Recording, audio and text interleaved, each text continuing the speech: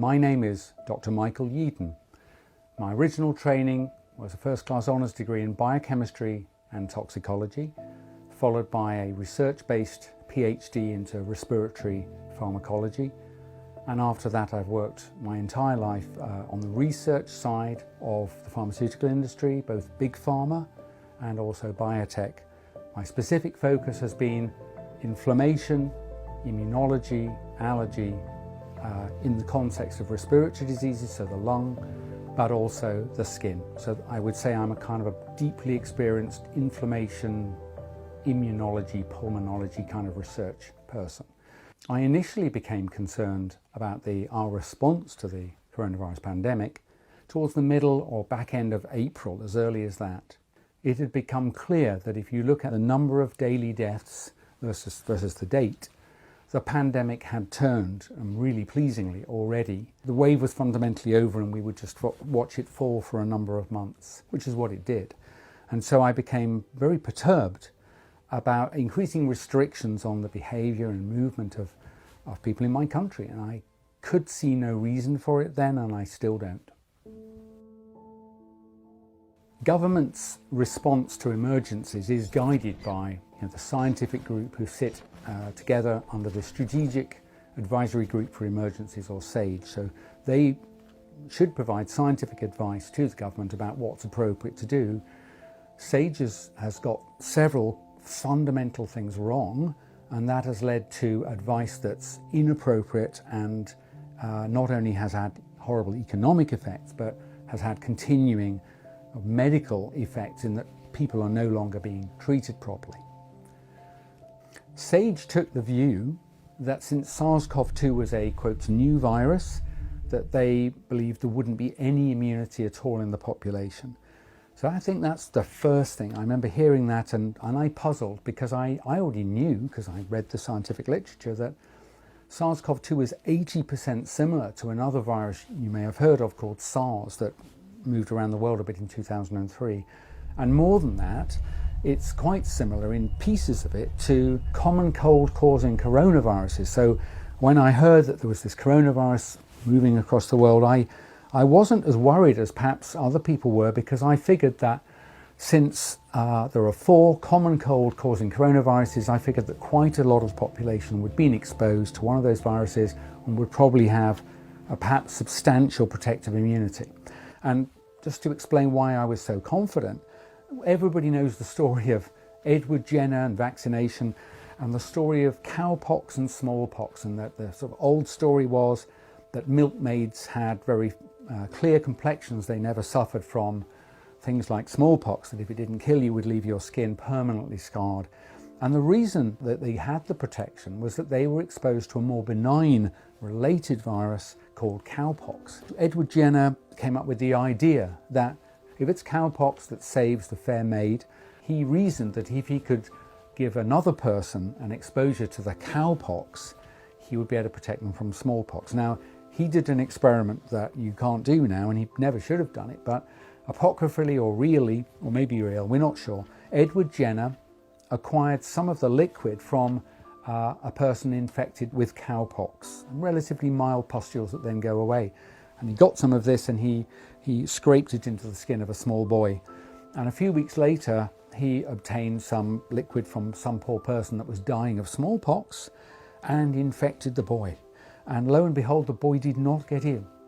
And that gave birth to the whole field of what's called vaccination. And it's VAC, it comes from vacus, the Latin name for cow. So we are really familiar with the principle of cross-immunization. I've thought quite a lot about the vulnerable people in care homes, and there's an awareness that even though people are really careful and using PPE and so on, but that's only going to go so far in a kind of hothouse environment where people are pretty close together in a care home. So the question I've had all year is, once 1 or 2 people got the virus in a care home, why wouldn't almost everyone get infected? And of course, the truth is they didn't. And one interpretation of that distinction is that a large proportion of people in the care homes had prior immunity. At this time of year, about 1 in 30 people have a cold caused by one of these coronaviruses. And just like the protection against smallpox provided by previous exposure to cowpox, so people exposed to having had a cold caused by one of these coronaviruses, they're now immune to SARS-CoV-2. So 30% of the population was protected before we start. SAGE said it was 0, and I don't understand how they could possibly have justified that. There's a second and equally fatal, unaccountable error that they have made in their model. The percentage of the population that SAGE asserts have been infected to date by the virus is about 7%. I know that that's what they believe, and you can see it in a document they published in September called Non-Pharmaceutical Interventions, and it says, sadly, more than 90% of the population is still vulnerable. It's unbelievably wrong, and I'm just going to explain why. They've based their number on the percentage of people in the country who have antibodies in their blood, and only the people who became most ill needed to actually develop and release antibodies around their body. So it is certainly true that the people who have lots of antibody were infected, but a very large number of people had milder symptoms, and even more people had none at all. And the best estimates that we can arrive at is that those people either made no antibodies or so low amounts that they will have faded from now. Recent publication on the percentage of care home residents who have antibodies to the virus was very, very interesting. This time they were using high sensitivity tests for antibodies. And they carefully picked out residents that never were PCR positive. These were people who never got infected. And they found that 65% of them had antibodies to the virus and they never got infected. So I believe there was high prevalence of immunity in that population prior to the virus arriving. Big story in the media recently was that the percentage of people with antibodies against the virus in their blood was falling. Now, this was cast as a concern that immunity to SARS-CoV-2 doesn't last very long. Well, you know, anyone with knowledge of immunity would just simply reject that. It's not the way immunity to virus works. That would be T cells. So if the antibodies are falling gradually over time, which they have from spring to present, the only plausible explanation is that the prevalence of the virus in the population is falling. And that's why the antibody production gradually subsides. Less than 40% of the population are susceptible. Even theoretical epidemiologists would tell you that that's too small a number to support a consolidated and growing outbreak. Community immunity, herd immunity. So SAGE says that we're not even close, and I'm telling you that the best science by the best scientists in the world, published in the top peer-reviewed journals, says that they're wrong, that more than 60% of the population are now immune, and it's simply not possible to have a large and growing pandemic. Really good news, genuine good news to hear that there's data emerging from the vaccine clinical trials, and we are seeing vaccines that raise not just antibodies, but they're also producing T cell responses. This is great. Back to proper science, proper immunology. That's how immunity to viruses works. So my surprise though, and it's just annoying, that when we're talking about the percentage of the population that's still susceptible, we only talk about antibodies, like 7% from SAGE. Why are we not talking about the 50% that have got T cell immunity? And so you might be thinking, if Mike Yeadon, Dr. Mike Yeadon is telling you these things, well, how come the pandemic isn't over? Well, this may come as a surprise to you, but I believe fundamentally it is over. The country has experienced almost a complete cycle now of the virus sweeping through the land, and we are at the end of it.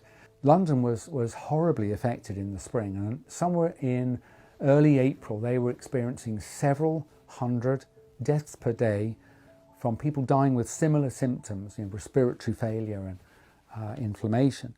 And at the moment, the number of people dying of SARS-CoV-2 in the capital is less than 10. So it's down by 98% or something like that. And the reason it's down is because there are now too few people in London susceptible to allow the virus to magnify, to amplify, to get an epidemic. And they would have been hit by now because they were the first place hit in the spring.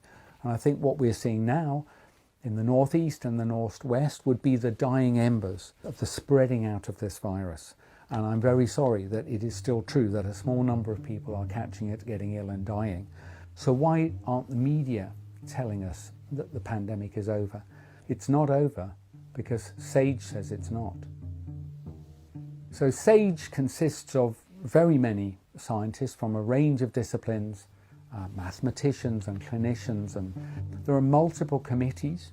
But I found, to my surprise, and I'm actually going to use the word horror, that in the spring, all the way through the spring and summer, SAGE did not have on their committee someone who I would call a card-carrying immunologist, a clinical immunologist. I have to say, I think that in the spring and summer, SAGE was deficient in the expertise it had. They should have armed themselves, with, around the table, all the people required to understand what was happening, and they didn't do that. People ask me then, well, Mike, if it's fundamentally over, why are we still getting hundreds of deaths a day from SARS-CoV-2? And I've thought a lot about this. There is a test that's performed. People have their noses and tonsils swabbed, and then a test called a PCR test is performed on that. And what they're looking for isn't the virus. You might think it's looking for the virus, but it's not. What they're looking for is a small piece of genetic sequence. It's called RNA. Unfortunately, that bit of RNA will be found in people's tonsils and nose, not if they've just caught the virus and they're about to get ill or they're already ill. It's also going to be found if they were infected previously, weeks or even sometimes a small number of months ago. Let me just explain why that is. If you've been infected and you've fought off the virus, which most people do, you'll have broken, dead bits of virus. These are tiny things, smaller than your cells, perhaps spread all the way through your airway, embedded in bits of mucus, maybe inside an airway lining cell. And so over a period of weeks or months, you bring up cells that contain broken, dead pieces of the virus that you have conquered and killed. However, the PCR test is not able to detect whether the viral RNA has come from a living virus or a dead one, as I've just described. So I think a large proportion of the so-called positives are in fact what I call cold positives. They're correctly identifying that there is some viral RNA in the sample, but it's from a dead virus. It can't hurt them. They're not going to get ill. They can't transmit it to anybody else, so they're not infectious. So that accounts for a large number of the so-called positive cases. These are people who've beaten the virus. Why are we using this test that cannot distinguish between active infection and people who've conquered the virus? This test has never been used in this way, and I've worked in this field. It's not a suitable technique. It's the kind of technique you would use for forensic purposes. If you were trying to do a DNA test to establish whether or not a person was at the scene of a crime, you would not be doing these tests by a windy supermarket car park in what looks like plastic marquee tents on picnic tables.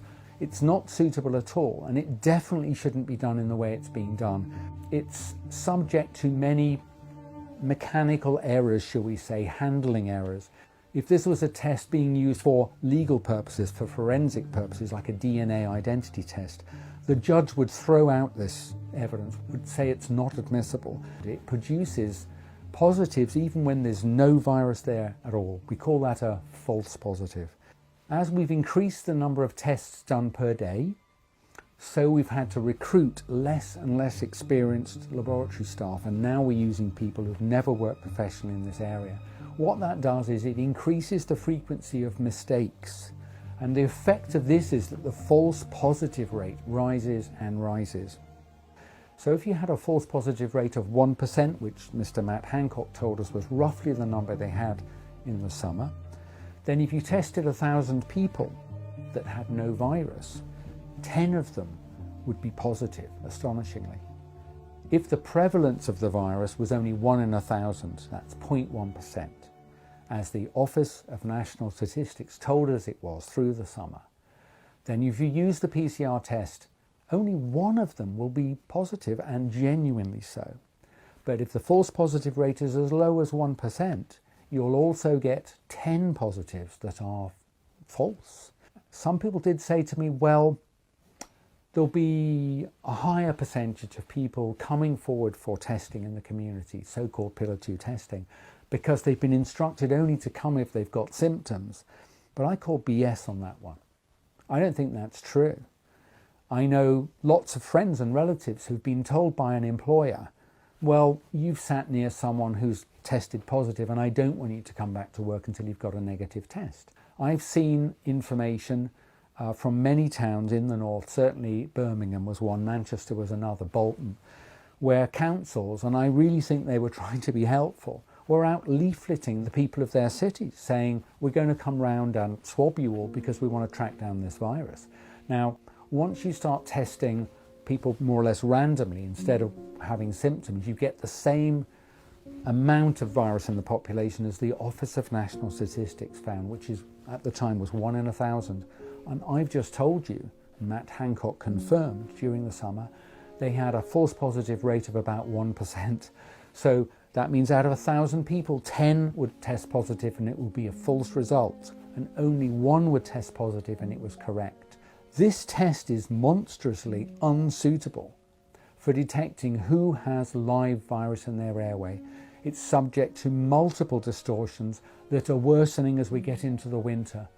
As the number of tests done per day increase, the number of errors made by these overworked, not very experienced lab staff increase. I think it's not unreasonable to say a best guess of the false positive rate at the moment, what's called the operational false positive rate, is about 5%. 5% of 300,000 is 15,000 positives. I think some of those positives are real. I don't think it's very many. Now, the problem with this false positive issue, it doesn't just stop at quotes cases. It extends to people who are unwell and go to hospital. So people who go to hospital having tested positive, and it could be a false positive, and I think most of them are at the moment. If you go to hospital and you've tested positive previously, or you test positive in hospital, you'll be counted now as a COVID admission. Although there are more people in hospital now than a month ago, this is normal for autumn. Regrettably, people catch respiratory viruses and become ill, and some will die. I just don't believe it's got anything to do with COVID-19 anymore. There are more people in intensive care beds now than they were a month or so ago. That's entirely normal. As we move through late autumn and into the early winter, those beds become used. But there aren't more people than is normal for the time of year, and we're not about to run out of capacity, certainly as a national level. But I think you know where this is going now. If you should now die, you'll be counted as a COVID death. But that's not correct. These are people who might have gone to hospital having had a broken leg, for example, but 3% of them will still test positive, and they haven't got the virus. It's a false positive. And if they die, they'll be called a COVID death, and they are not. They've died of something else.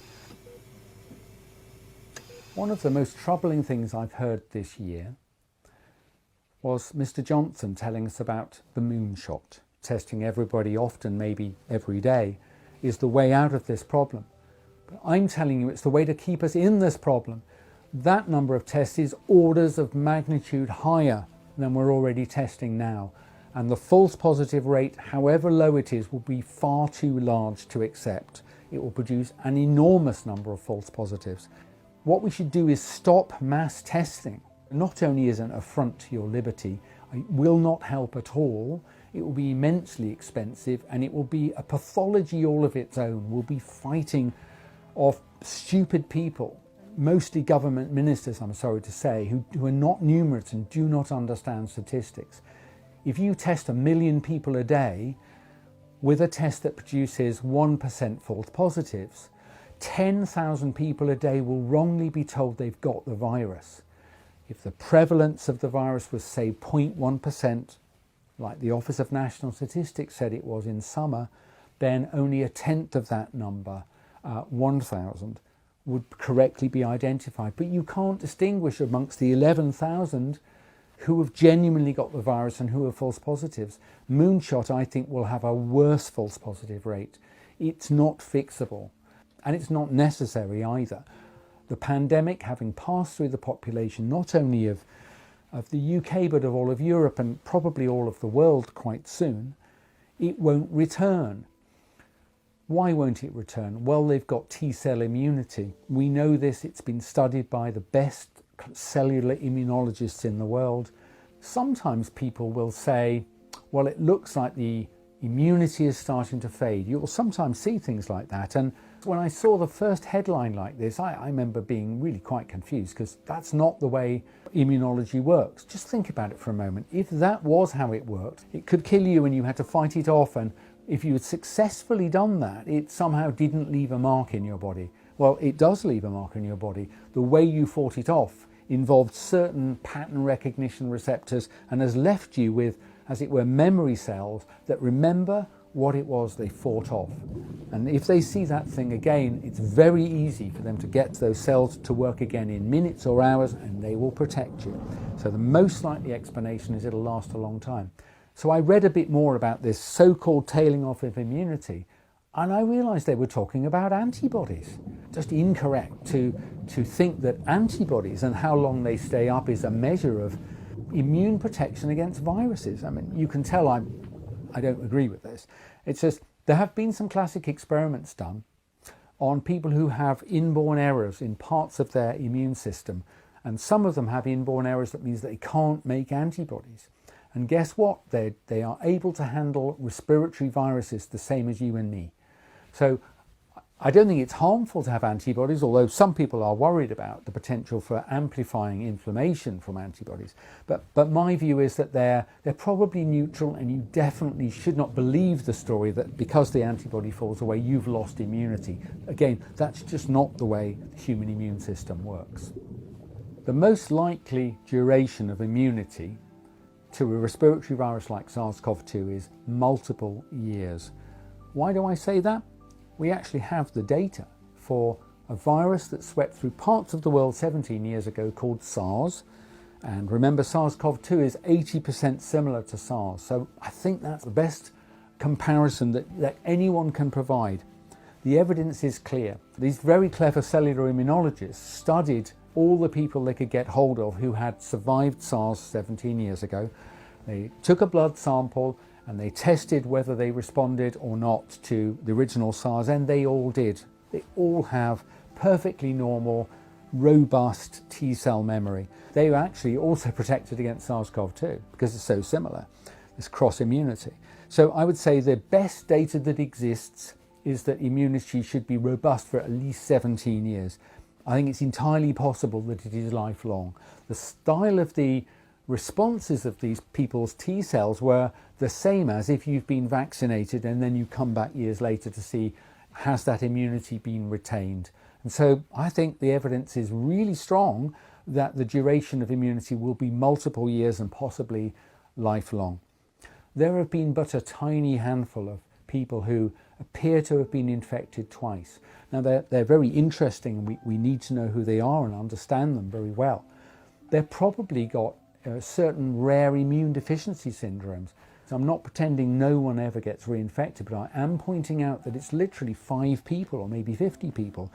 But the World Health Organization estimated some weeks ago that 750 million people have been infected so far by SARS-CoV-2. That means most people are not being reinfected, and I can tell you why that is. It's normal. It's what happens with viruses, respiratory viruses. Some people have called for zero COVID as if it's some political slogan. And there are some people I've heard calling for it almost every day. They're completely unqualified to tell you anything. Something that's really important to know is that SARS-CoV-2, it's an unpleasant virus. There's no question about it. But it's not what you were told in spring. We were originally told that it would kill perhaps 3% of the people it infected, which is horrifying. That's 30 times worse than flu. We always overestimate the lethality of new infectious diseases when we're in the eye of the storm. I believe the true infection fatality ratio of COVID-19, the true threat to life, is the same as seasonal flu. So there's no reason why you would want to try and drive COVID to zero. It's a nonsense. That's just not how biology is. And all the means I have heard proposed as ways to get us there are much more damaging and pathological, I would say, than the virus itself. It's simply not possible to get rid of every single copy of the COVID-19 virus And the means to get you there would destroy society. Forget the cost, although it would be huge. It would destroy your liberty. You would need to not go out until you've been tested and have your result back. And I have described how the false positive rate would just destroy it from a statistical perspective. So I don't believe it can be done. It's not scientifically realistic, it's not medically realistic, and it's not what we have ever done. As the virus swept towards the UK in the late winter and early spring, I too was concerned, because at the time we were told perhaps 3% might die. So when the Prime Minister called for a lockdown, I wasn't pleased about it, but I understood that we should try this. But it's important that you understand that when we look at the profile of the pandemic as it passed through the population, that it was clear that the number of infections every day was falling. We'd passed the peak quite a long time before lockdown started. So we took all that pain, that lockdown pain, which was multiple weeks, I don't remember exactly how many, multiple weeks, we took it for nothing. If there was a really important effect of lockdown on the number of people who died or the rate of it, you should at least be able to order them like these people had lockdown and these didn't. And you cannot. All heavily infected countries' shapes are the same, whether they had lockdown or not. They don't work. I don't know why anyone is allowing you to be pushed into this corner. I don't think we entirely know why it is that some countries were hit harder than others. But I have to say, I think scientifically the smart money is on a mixture of forces. One would be this cross-immunity. Although China had an awful time in Wuhan, in Hubei province, it didn't spread elsewhere in the country. And I suspect that meant because a lot of them had this cross-immunity. And I think nearby countries, in the main, had lots of cross-immunity. So that's one possibility. The other one, though, is in terms of the severity of what did the virus do to a particular population. We've seen devastating effects in countries like UK and in Belgium, France, and maybe even in Sweden, and much smaller numbers of deaths in other countries like Greece and in Germany. And you might think, well, was it something that they did? And I wish it was true, because if it was something we did, we could learn from it and do it, and it would work in the future. But there's no evidence whatsoever that it was anything humans did. The passage of this virus through the human population is an entirely natural process that completely ignored our puny efforts to control it. So there is this theory, I don't like the name very much, but it's called dry tinder. If people in a country who are vulnerable to dying in the winter, usually of respiratory viruses, if you have a very mild winter season, like UK did, we had a very mild seasonal flu last year and the year before, and so did Sweden, then what happens is there are a larger number of very vulnerable people who are even older than usual, and I think that's why we suffered a rather large number of deaths. It was still only 0.06% of the population, equivalent to about 4 weeks of normal mortality.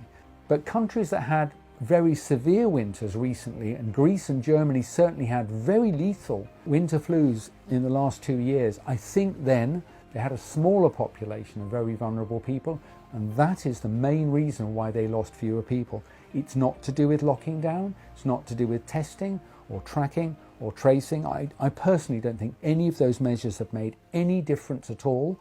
So Belgium and UK and Sweden were particularly vulnerable, whereas adjacent Nordic countries, I get fed up with hearing about this idea that they locked down and that's why it saved them. I'm afraid the other Nordic countries had normal flu epidemics the last 2 or 3 years. Sweden, like UK, had very mild epidemics. You can just go and look at the number of deaths. It's subnormal for UK and Sweden, and now we've got a supranormal, a larger than normal number of deaths from COVID. Now, there may be other reasons, I'm not saying there are not, but I think those two main forces, the amount of prior immunity and the so-called dry tinder, what vulnerable fraction of the population did you have as a result of seasonal flu being intense or not, I think that accounts for most of it. And it's just hubristic and kind of silly that our government and advisors tell you that doing things that have never worked in the past, like lockdown, are going to make any difference to the transfer of respiratory viruses. I don't believe it for a moment. There's no scientific evidence behind it.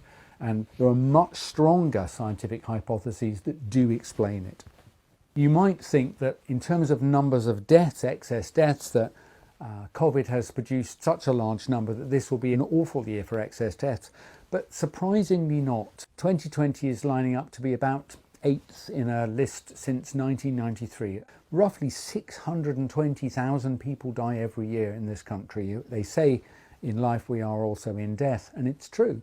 It's been awful for those who've been personally affected by illness and death, but it's not particularly unusual in terms of the number of people who've died.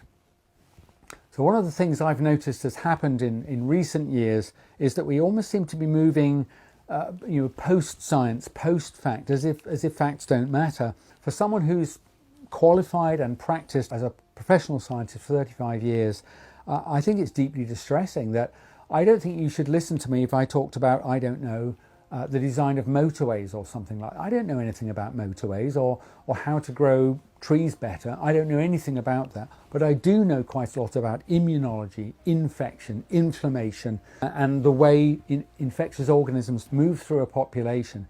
I've no other reason for giving this interview other than I really care what happens to my country. And we have to pull ourselves out of this. And I personally believe the way forward is twofold. It's not difficult. One, we should cease mass testing of the mostly well in the community immediately. It only provides misleading and grey information, and yet we're driving policy almost completely based on it. It's definitely wrong. Should not do it. Use the tests in hospital. I'm not saying don't test. Don't continue mass testing, and for God's sake, don't increase the number of tests. It is a pathology all of its own, which must be stamped out by right-thinking people.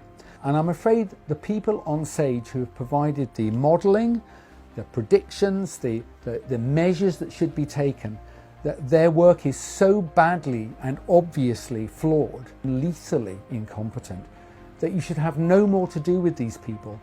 They should be fired immediately. And the effect of that advice has been to have cost lots of innocent people their lives from non-COVID causes. They should be dismissed and reconstituted using an appropriate group of skilled individuals, especially avoiding any who might even have the suggestion of a conflict of interest. I think we're right at the edge of the precipice, and I really hope that we can pull back.